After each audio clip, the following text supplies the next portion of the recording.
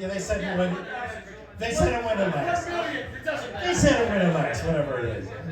I am so glad to be here in Chicago. Chicago's my hometown. I'm from Chicago, but these days I spend most of my time out in Los Angeles.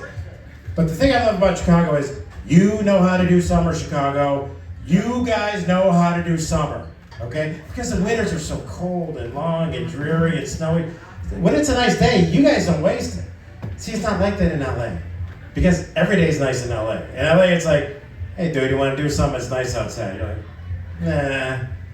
I'll just sit on a couch, smoke some weed. In Chicago, when it's a nice day, the entire city is like, everybody, get outside! Get outside right now! Start drinking! Start drinking! Call up your buddy, it's 11 a.m. Dude, it's 11 a.m! The day is wasting! The day is wasting! You guys know how to do summer. So, I'm going to do some Cubs jokes for you guys. These are all new. I don't know if they're any good or not. So we'll figure this out together, okay? I'm going to promise, I'm going to try not to suck, okay? That's all I can promise you. Before I get into that, did you guys see that lazy fly ball that Cody Bellinger hit the other day? Or as Zach Zaidman called it, a game-winning home run. Bellinger, right field, forget about it, it is!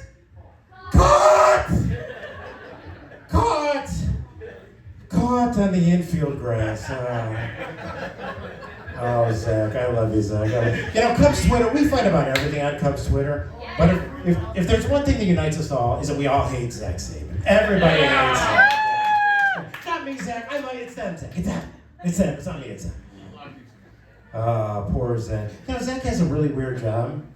Zach's job is to call one inning of the radio broadcast just so Pat Hughes can go take a poop. It's an odd job description, right? And look, hey, that's fine. We love Pat. Pat's a Hall of Famer. We want Pat to be comfortable. God forbid, we do not want Pat Hughes to have to use those North Shore adult diapers for real, in real life. We don't want that. We do not want that for Pat, do we? No. Absolutely not. I love the adult diapers. So Nick Madrigal's on the Cubs. Yeah, that was the joke, that Nick Madrigal's on the Cubs. No, I'm kidding. I love Nick. Yeah, Nick's my favorite ball player, I'll tell you why. Nick proves you don't have to be big and strong to be a major league ball player. Or talented. Or fast. Or hit for average. Or hit for power. Or play good defense. Or have a strong arm. Or be a smart base runner. Nick proves you can do none of those things. Let's go! And at an elite level! And still be a Major League Baseball player on your Chicago Cubs. That's inspirational, Nick. That's very good. This isn't really Cubs related, but did you guys hear about Scotty Scheffler? Did you guys hear about this? The #1 golfer in the world a couple of weeks ago. It's a true story for those who don't know.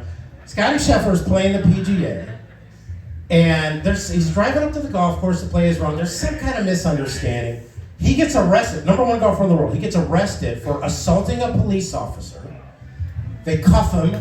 They take him to jail. They put him in an orange jumpsuit. They fingerprint him. They take his mugshot. And then, a few minutes later, they release him. The police give him a police escort back to the golf course. And he makes his tee time.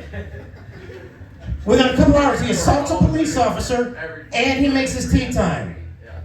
Carter Hawkins heard about this and said, holy shit, dude, and I thought I was white. That is like the whitest thing I've ever seen. Carter Hawkins is so white that second base is kind of embarrassed for him, you know? Second base, like, dude, maybe let's tone down the whiteness a little bit, okay? Carter was so white, he puts mayonnaise on his hot dog. That's how white Carter is, because mustard, little too spicy for Carter, okay? He likes a nice helmet. Ian Happ, you know, the whole offense has been struggling. Ian Happ's been struggling. He's played a lot better in the last week or so, but man, the offense has been bad, and Ian was struggling up until then. And of course, Jed, in his infinite wisdom, signed Ian to a 3-year contract extension worth $61 million and a full no trade clause that just took effect 2 months ago. So what could possibly go wrong there with Ian, right? I'm sure it'll be okay. You know, the $61 million, that's one thing, but it's the no trade that's kind of a head scratcher for me. You know, like, how did that happen? Like, was there some kind of miscommunication between Tom and Jed? You know, was Jed like, hey, Tom, I'm thinking about giving Ian Happ a contract extension. What do you think? And then Tom Happ was like, or Tom Ricketts was like, Ian Happ? No, trade.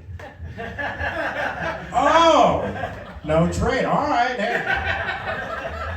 You're the boss. I wasn't thinking that, but all right. Okay. And speaking of Tom, I just want to leave you with this final thing. So we all remember a few years ago, Tom Ricketts famously said at the Cubs convention that a few years from now, you won't be booing the Marquee Network. Remember when Tom said that? Remember Tom? Well, as luck would have it, the Marquee Network, it's right across the street here on Clark. It's just right across the street. They can hear us. So can we all, on the count of 3, can we all just boo the Marquee Network for Tom? All right, is that good? Everybody, a 1, a 2, a 3, boo!